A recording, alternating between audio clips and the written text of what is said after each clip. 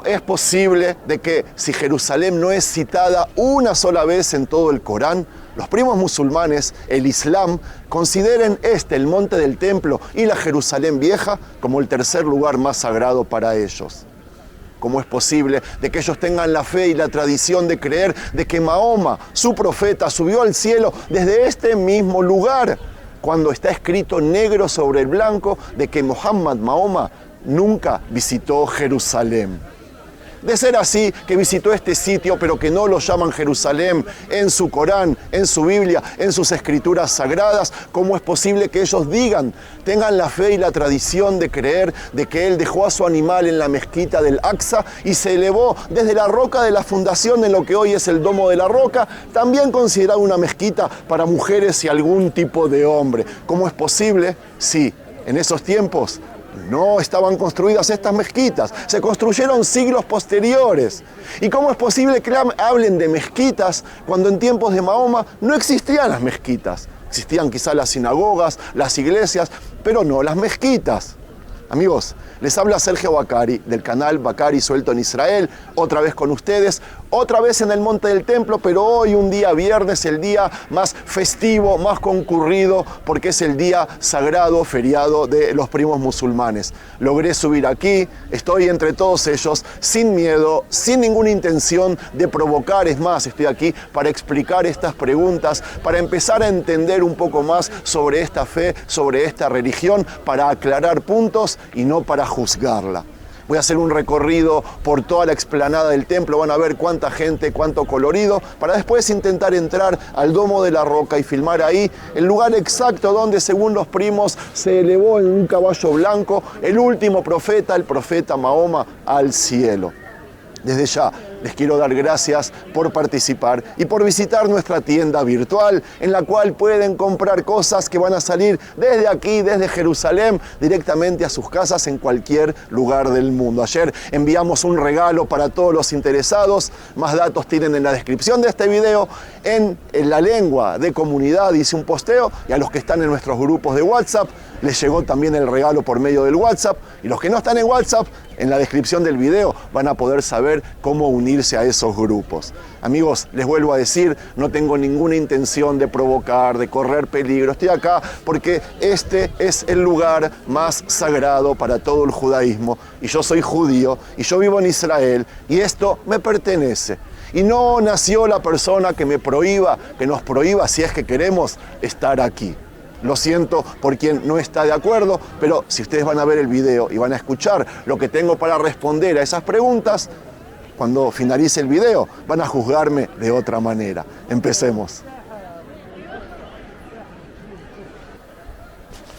Bueno amigos, empezamos y yo la verdad que me quedé pensando en eso de que la gente me acusa, que yo visito lugares donde viven o circulan primos musulmanes para provocarlos, para que me agredan y así hacerme más popular. Es más, la semana pasada hay quien dijo que merecí que me rompan la filmadora por hablar mal de ellos y en su propia casa. Bueno, estoy de acuerdo en que mi objetivo es hacerme más popular, pero no a todo precio.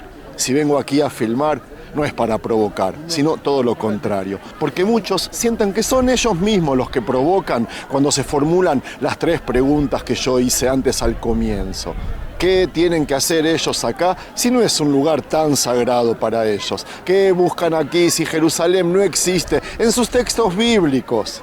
Estarán aquí a propósito porque nosotros, los judíos, consideramos este sitio el más sagrado de todos.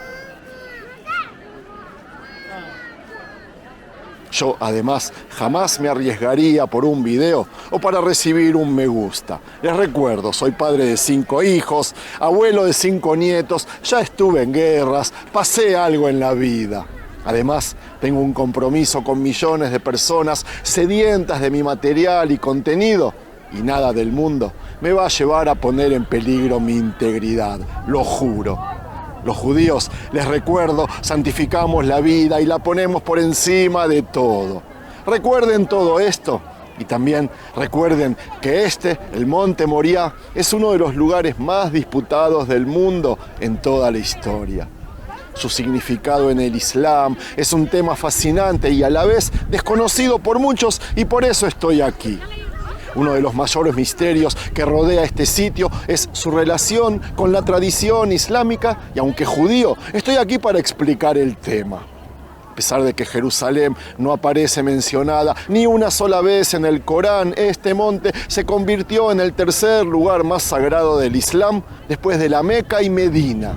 Según la fe islámica, Mahoma realizó un viaje nocturno, ellos le dicen al-Isra, desde la Meca hasta la mezquita más lejana, en árabe, al-Masjid al-Aqsa, desde donde ascendió al cielo.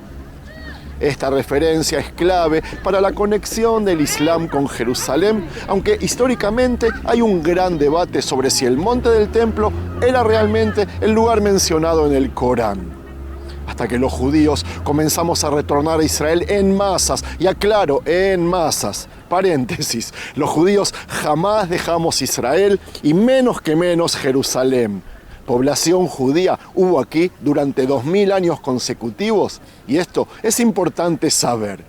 La cuestión que desde que empezamos a venir en masas con el movimiento sionista hace 150 años, los sabios musulmanes interpretaban que la mezquita lejana, aquella que menciona el Corán, se encontraba en Arabia Saudita, donde había nacido el Islam. Según el Corán, Muhammad jamás estuvo aquí en Jerusalén y por eso hay una contradicción. Cuando el Islam llegó aquí a Jerusalén en el siglo VII, la ciudad estaba bajo dominio bizantino. El califa Omar ibn al-Khattab entró en Jerusalén, y al visitar esta explanada del monte ordenó su limpieza, ya que estaba en ruinas desde la destrucción del segundo templo. Él no entró por las fuerzas, sino que aquí no había nadie, así que él aprovechó y entró. Con el tiempo, el Islam consolidó su presencia en este sitio y se construyó la cúpula de la roca y la mezquita de Al-Aqsa. Estas estructuras no solo marcaron la presencia islámica, sino que también sirvieron como una afirmación del dominio musulmán sobre el lugar más sagrado para el judaísmo. Amigos, no sé a ustedes, pero a mí me encanta caminar por acá, ver a estos primos, a este pueblo de fiesta, bien vestidos, contentos. ¿Qué quieren que les diga? Si para esto se hicieron las religiones, hazla wa sahlan. El relato de aquel viaje nocturno de Mahoma y la conquista islámica de Jerusalén dieron lugar a una fuerte identificación de los musulmanes con esta ciudad, con este lugar. Sin embargo, la historia del Monte del Templo y el papel del Islam en él están llenos de matices que muchos desconocen. Desde su origen como un sitio judío hasta su transformación en un lugar clave para el Islam, la explanada sigue siendo un epicentro de la historia, la fe y sí, el conflicto. Amigos, la segunda pregunta, ¿qué es una mezquita y cuándo nace? Bueno, les cuento de que una mezquita, en árabe se dice masjid, es el lugar de oración y reunión de los musulmanes. No solo es un sitio de culto, sino también un centro comunitario donde se enseña el Corán, se realizan actividades sociales y en algunos casos hasta funciones judiciales o políticas. Y sí, recuerda mucho una sinagoga o una iglesia. Las mezquitas nacen con el Islam en el siglo VII, durante la vida de Mahoma. La primera mezquita en la historia fue la mezquita de Quba, construida en el 622, si mal no recuerdo, en la ciudad de Medina, cuando Mahoma emigró desde la Meca en un evento conocido como Hijra. Poco después, el propio Muhammad estableció la mezquita del profeta en Medina, que se convirtió en el modelo para futuras mezquitas. En un principio, las mezquitas eran estructuras simples, generalmente patios abiertos con un techo sostenido por columnas. Con el tiempo evolucionaron y comenzaron a incluir elementos arquitectónicos distintos como el minarete, aquella torre donde se llama la oración, el mihrab, nicho que indica la dirección de la Meca para saber hacia dónde rezar, y el mimbar, que vendría a ser el púlpito donde se pronuncia el sermón. A medida que el Islam se expandió por el Medio Oriente, África del Norte, Asia y sí, ahora también en Europa, la arquitectura de las mezquitas adoptó influencias locales, dando lugar a estilos impresionantes como la mezquita de Córdoba en España, la mezquita azul en Estambul o la gran mezquita de Samarra en Irak. Hoy en día Hay millones de mezquitas en el mundo, desde pequeñas construcciones hasta gigantescas estructuras que pueden albergar a decenas de miles de fieles. Sin embargo, su función sigue siendo la misma que en los tiempos de Mahoma, es decir, un lugar de devoción, enseñanza y comunidad para los primos musulmanes. El Corán menciona la palabra masjid, que en árabe significa lugar de postración, es decir, que en tiempos de Mahoma el concepto de mezquita, como lo conocemos hoy, no existía. En su sentido original, masjid podía referirse a cualquier lugar donde un musulmán se postrara para rezar, ya fuera en su casa, en un espacio abierto o en una estructura rudimentaria. La primera y la segunda mezquita, como les dije, las construyó el mismo Mahoma. Antes de que existan las primeras mezquitas, no había edificios específicos para la oración musulmana, lo que plantea la cuestión de cómo el Corán puede hablar de mezquitas antes de que fueran una realidad física. Un ejemplo clave es la referencia al Masjid al-Aqsa, la mezquita más lejana, citada en el Sura 17, versículo 1 del Corán, que habla del viaje nocturno de Mahoma. Tradicionalmente los musulmanes han interpretado que esta mezquita lejana se refiere al monte del templo, aquí mismo en Jerusalén, donde siglos después se construiría la mezquita del Aqsa. Sin embargo, en tiempos de Mahoma no existía aquí ninguna mezquita, ni tampoco alguna estructura islámica. Y esto ha llevado a algunos académicos modernos a cuestionar si la referencia coránica a Al-Aqsa realmente aludía a Jerusalén o algún otro sitio en Arabia, quién sabe. Otro punto clave es que en la época de Mahoma la palabra masjid podía tener un significado más general, refiriéndose simplemente a un lugar de oración y no necesariamente a una estructura construida. Esto explicaría por qué el Corán usa el término incluso antes de que las mezquitas existieran físicamente. En conclusión, el Corán menciona masjid en un sentido más amplio que el de una mezquita arquitectónica. Solo después de la expansión del Islam y la institucionalización de la religión, el término comenzó a usarse exclusivamente para referirse a los edificios de oración musulmanes. ¿Les quedó claro, amigos? Mi respuesta se las voy a dar cuando salga del Domo de la Roca. Déjenme entrar, contarles ahí algo y al salir vamos a concluir todo este paseo.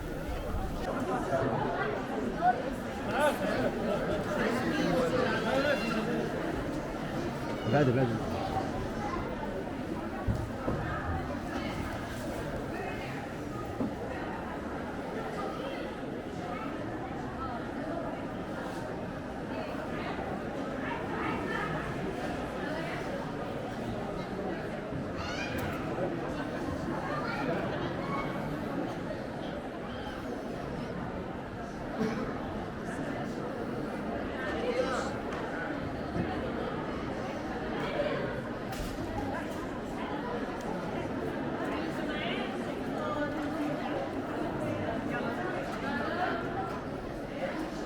Amigos, estamos en el corazón del monte del templo, en el lugar más disputado y sagrado de Jerusalén.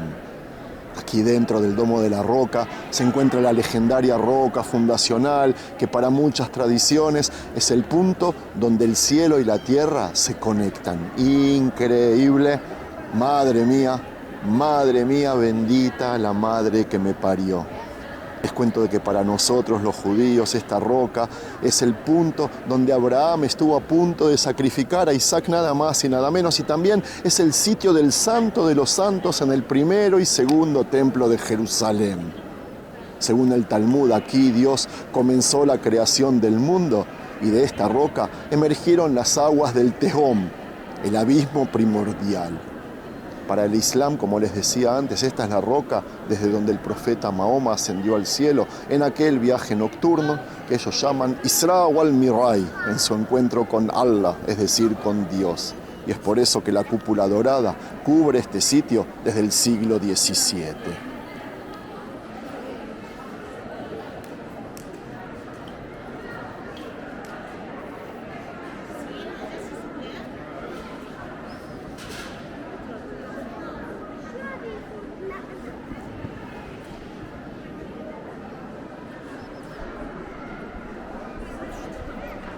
Vamos ahora a descender debajo de la roca y ahí vamos a encontrar una cueva mística conocida como el Pozo de las Almas. Algunas tradiciones dicen que es la entrada al inframundo, el lugar donde residen las almas de los muertos esperando el juicio final.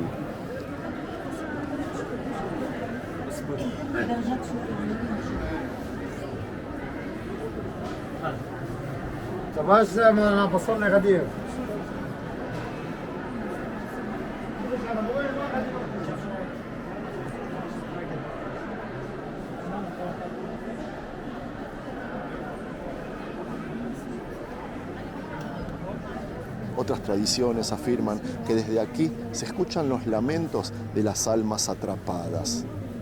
Este sitio ha sido un enigma durante siglos y aunque la tradición musulmana lo considera un lugar de oración, hay relatos que lo vinculan con el acceso a antiguas estructuras subterráneas del Templo de Salomón y hay quien dice que es aquí donde estaba el Arca de la Alianza.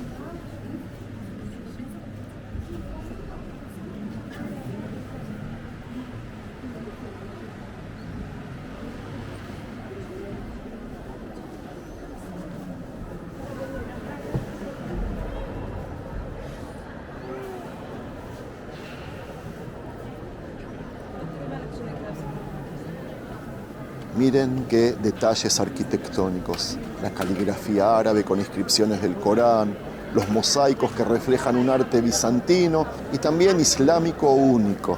Miren el impresionante mármol que adorna el interior. Amigos, esto es un testimonio de la fusión de culturas y religiones aquí en Jerusalén.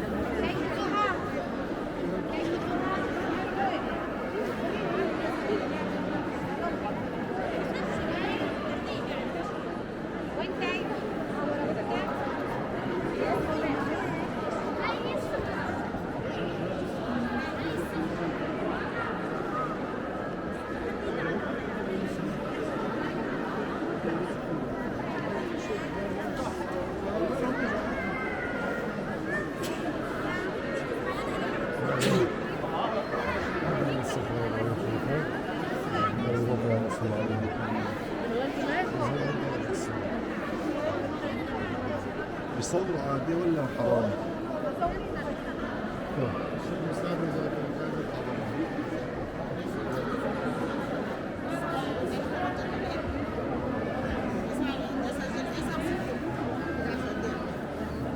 Antes de salir, quiero decir de que este lugar es un símbolo de la historia compartida y disputada de tres grandes religiones. A lo largo de los siglos ha sido este lugar centro de devoción, conflictos y profecías, y Dios quiera, inshallah, y en el futuro esta roca, este lugar, sea también testigo de la paz en Jerusalén, que les aseguro va a ser ecos y olas para la paz de todo el mundo. Salgamos para concluir el video.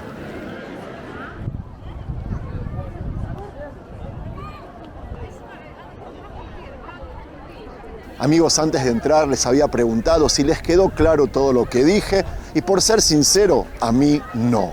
Pero lo mío es también con el cristianismo y el judaísmo.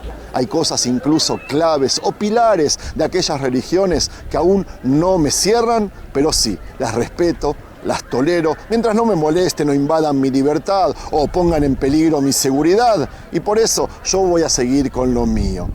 Quizás porque yo sea judío y porque viva en Israel, pero mi conclusión es de que se trata de una tradición, de una fe, todo lo que estuve hablando, todo lo que estuvimos viendo. Nada que se pueda verificar empírica o científicamente, que para mí es muy importante. Las escrituras sagradas mías e incluso las de ellos me dan la razón. En la Biblia hebrea, Jerusalén es mencionada 669 veces por lo menos.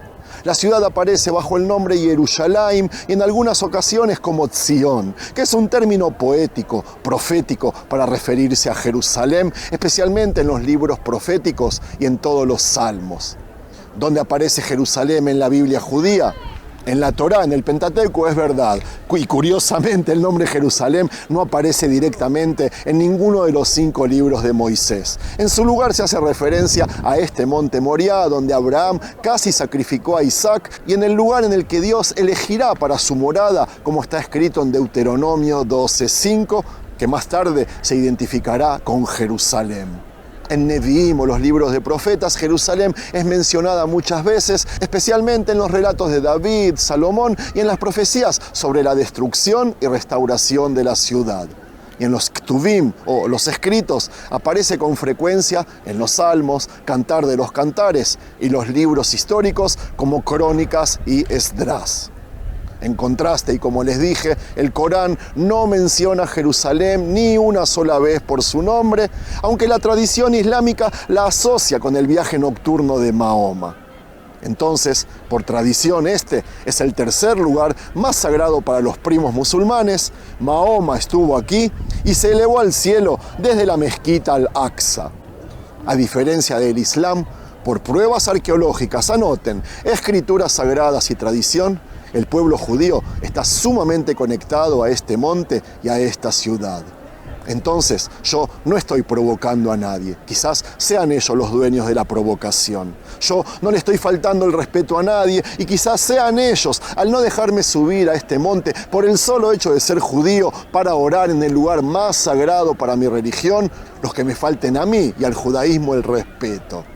Y si quieren hablar en términos de fuerza, es decir, que ellos están aquí porque lo consiguieron por conquistar, por la fuerza, entonces yo, como judío, como israelí, tengo todo el derecho de luchar con mi ejército y desalojarlos para construir algo muy deseado para mi religión, el tercer templo.